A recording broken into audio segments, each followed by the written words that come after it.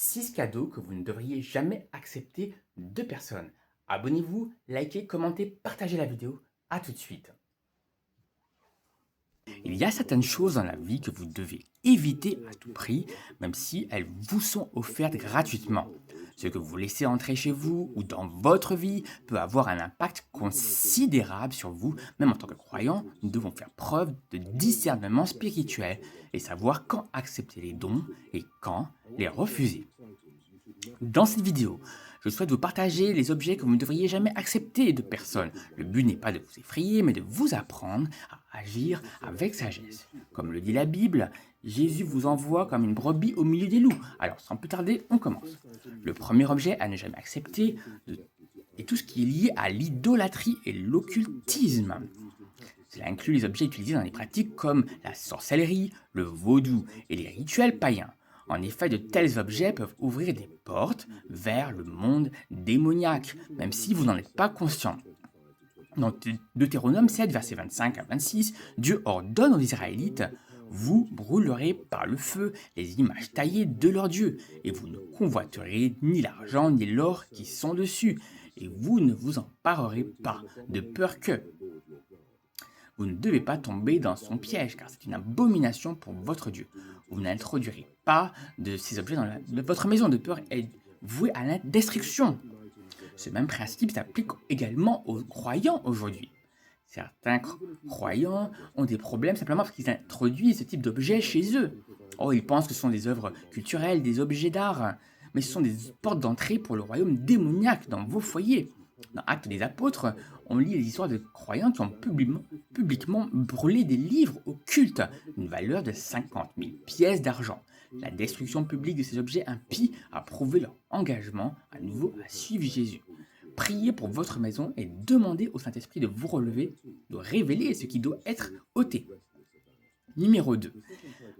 Évitez de collectionner les objets qui vous mettent mal à l'aise. Il peut arriver que votre esprit éprouve une certaine gêne à accepter quelque chose de quelqu'un, même sans pouvoir expliquer pourquoi. Il peut arriver que quelqu'un vous offre quelque chose, mais que l'Esprit de Dieu vous incite à le refuser. La raison est que Dieu agit toujours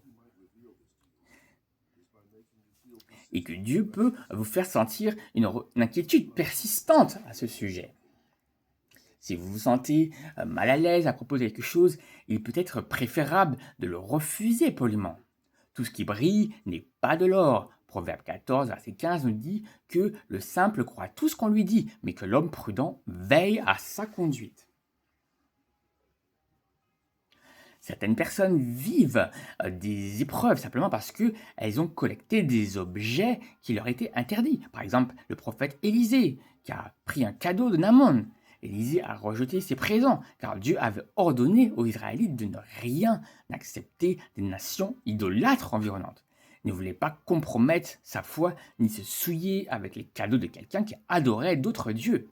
Un autre exemple, par exemple, est celui de Daniel, qui a refusé de manger la nourriture qu'on lui offrait. Il sentait que quelque chose clochait. Peut-être s'agissait-il d'un cadeau de mariage ou de quelqu'un aux intentions malveillantes, mais par confiance, il a décidé de l'accepter et ces jours difficiles commencèrent. Peut-être pourriez-vous dire pourquoi ne pas prier et annuler.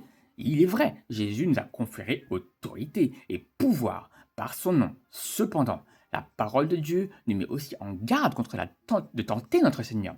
C'est une raison similaire pour laquelle Jésus n'a pas transformé la pierre en pain alors qu'il en avait le pouvoir.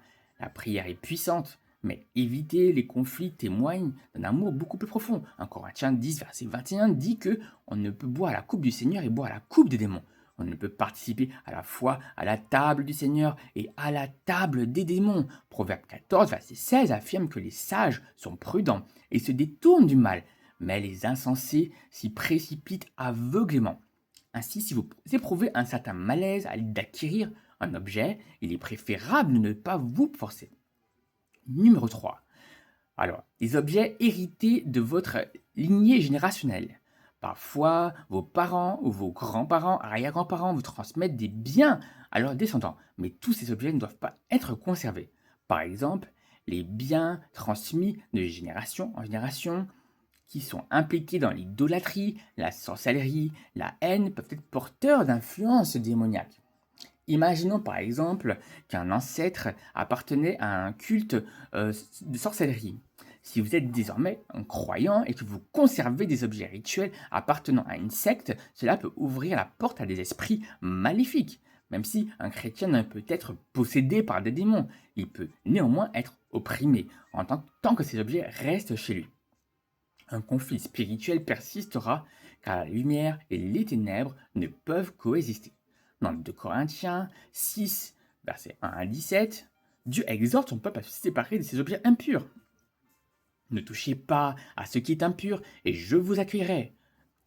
Donc renoncer aux choses impures transmises par nos ancêtres et bien sûr les malédictions générationnelles qui sont brisées à la croix de Christ, mais nous devons néanmoins faire notre part pour nous débarrasser de tout artefact, objet impur, hérité ou reçu en cadeau qui pourrait être porteur de ces influences démoniaques. Peut-être votre grand-mère avec des objets rituels maçonniques de votre grand-père. Débarrassez-vous des objets hérités porteurs de liens impies et priez sur votre maison. Dans de nombreux cas, dédier un objet au Seigneur peut être néfaste.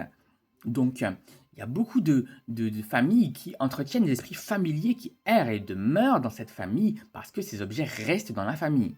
Donc, ces luttes risquent de continuer si vous ne vous débarrassez pas de ces cadeaux qui ont été offerts pourtant de façon innocente, mais qui invoquent de la magie noire et des esprits oppresseurs. Voilà. Donc pourquoi les gens les gardent? Parce que Satan et les démons veulent les lier au péché et à la source du péché. Donc il est important de ne pas leur offrir de porte d'entrée. Bien sûr, nous pouvons partager l'évangile à nos membres de nos familles, mais il est préférable de ne pas accepter de cadeaux de leur part. Numéro 4, des objets liés à l'iniquité. Il s'agit de l'argent, d'objets coûteux ou de cadeaux somptueux qui ont peut-être été obtenus par des moyens malhonnêtes, illégaux ou manifestement immoraux. Par exemple, si vous savez que quelqu'un vous a offert un cadeau coûteux grâce au trafic de drogue ou au détournement de fonds ou par la fraude fiscale, refusez-le. Cela peut entraîner une souillure spirituelle car par association d'injustice. Si un ami ou un croyant vous propose des vacances somptueuses, tout frais payés, refusez-les, sachant qu'il obtient cet argent en fraudant le fisc. Il est préférable de refuser catégoriquement et d'éviter de profiter d'un gain mal acquis. Il en va de même si vous apprenez qu'un cadeau coûteux a été acheté avec des fonds provenant d'entreprises malhonnêtes, une escroquerie ou de liens avec la mafia ou d'une autre source manifestement malhonnête. Vous ne voulez pas être spirituellement lié à cette iniquité. Vous ne voulez pas être coupable ou recevoir de l'argent ou des objets mal acquis qui peuvent vous ouvrir la porte à la souillure. Dans Josué chapitre 7, lorsqu'un homme, Aken, a pris le butin voué à la destruction, cela a attiré le jugement sur tout le camp d'Israël. Cela montre que l'implication d'une personne dans un gain mal acquis peut avoir des conséquences négatives même sur les autres et les associés. Connaissez-vous peut-être l'histoire d'un cadeau que l'on vous offre? Et puis le Saint-Esprit vous met en garde. Soyez attentifs. Si on vous offre un présent, un cadeau extravagant qui vous met mal à l'aise, priez à ce sujet. Dieu vous avertit peut-être de ne pas participer à un gain mal acquis. Si la source est révélée plus tard, par exemple si vous apprenez qu'un bijou coûteux a été acheté avec de l'argent provenant d'une source non licite ou avec de l'argent sale, il vaut mieux cesser de le porter et de vous en débarrasser. Ne vous accrochez pas à un gain mal acquis. Une fois que vous avez des informations révélant des racines malhonnêtes, purgez-vous de ce levain. La Bible dit dans Proverbe 15, verset 27, « Celui qui a vite de gain trouble sa propre maison, mais celui qui hait les pots de vin vivra. » Numéro 5.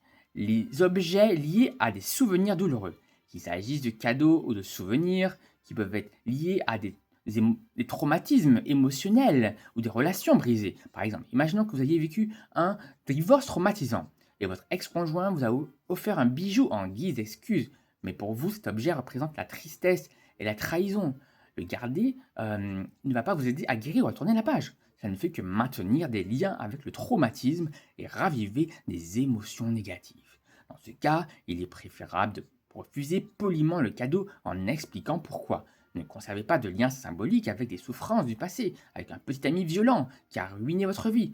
tout ce qu'il vous a offert pendant la relation, mots d'amour, cadeaux, etc., est désormais un rappel des troubles et des mauvais traitements que ces objets peuvent engendrer. Il n'y a pas de fondement légal permettant à un esprit tourmenteur de vous harceler en entretenant des blessures. Ne vous accrochez donc pas aux objets symboliques de blessures émotionnelles, de relations brisées, de périodes traumatisantes, comme la dépression, la peur, le désespoir, le tourment, les abus, et bien sûr tous les cadeaux offerts par des êtres chers pendant des périodes difficiles, qui peuvent être porteurs d'une symbolique négative. Certains peuvent représenter du réconfort, de la guérison. Donc le Saint-Esprit vous montrera ce qui doit partir, ce qui doit rester. N'agissez pas uniquement par peur ou par légalisme, mais soyez prêts à vous libérer des souvenirs nostalgiques et des périodes d'oppression et des douleurs du passé. Numéro 6. Les objets qui compromettent votre intégrité. Il s'agit de tout ce qui est coûteux ou d'opportunités offertes en guise de pot de vin pour compromettre votre intégrité. Par exemple, votre patron non-croyant vous promet une promotion si vous cessez de partager ouvertement votre foi au travail. Ou un professeur sans scrupules vous offre une bonne note si vous couchez avec lui. En tant que croyants, nous devons refuser les cadeaux assortis de conditions qui pourraient nous faire trébucher. Dans Matthieu 16, verset 26, Jésus avertit: que sert-il à un homme de gagner le monde entier s'il perd son âme? Et qu'est-ce qu'un homme peut offrir en échange de son âme? Que ce soit le cadeau le plus précieux au monde, il ne valent pas de perdre votre salut éternel. Par exemple, imaginez qu'un ami riche vous offre des vacances de luxe tout frais payés dans sa villa en bord de mer, mais qu'à votre arrivée, vous découvriez qu'il mène une vie immorale. Accepter ce cadeau vous obligerait à garder le silence sur son péché et de fait approuver son comportement et participer à son péché. Dans ce cas-là, il est préférable de partir poliment et de payer vous-même votre voyage plutôt que de compromettre votre témoignage. Donc, par exemple, si un producteur de musique souhaite vous faire signer dans un contrat lucratif et pour vous rendre célèbre, il exige que vous vendiez du sexe dans vos chansons et que dans vos clips qu'il y ait vraiment des choses impudiques, immorales, n'acceptez pas donc de violer vos convictions pour pouvoir faire de la musique. Souvenez-vous que l'ennemi a offert à Jésus tous les royaumes du monde et leur gloire s'il acceptait de se prosterner et de l'adorer une seule fois. Mais Jésus a refusé ce pot de vin, sachant que les récompenses de Dieu sont bien plus grandes. Donc ne vous contentez pas des offrandes de l'ennemi conçues pour vous voler votre destin et votre intégrité devant Dieu. Dans Exode, le Seigneur nous met en garde contre la corruption. Tu ne recevras point de pot de vin, car un pot de vin aveugle ceux qui voient clair et déforme les paroles des justes. Vous ne devez pas déformer la vérité, ni dissimuler le péché pour accepter un cadeau. Renoncez-y. Cela n'en vaut tout simplement pas la peine. Donc, dans 1 Pierre 1, verset 15, la Bible nous dit que « Puisque vous êtes saints, soyez également saints dans toute votre conduite. » Nos vies doivent être en accord avec la parole de Dieu. C'est tout. Merci. Abonnez-vous, likez et partagez cette vidéo.